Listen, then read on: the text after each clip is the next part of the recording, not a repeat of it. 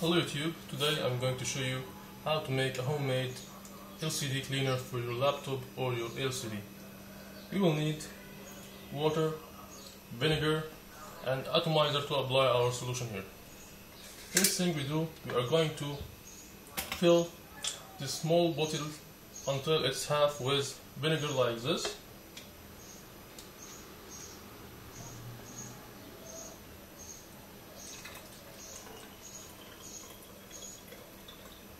Until it's half.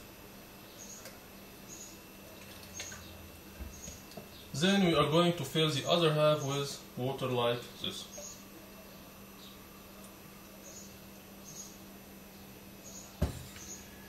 Now we are going to close the atomizer and shake well.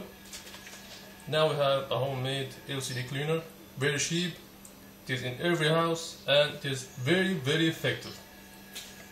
And I'll show you another video how to apply this to your LCD or your laptop.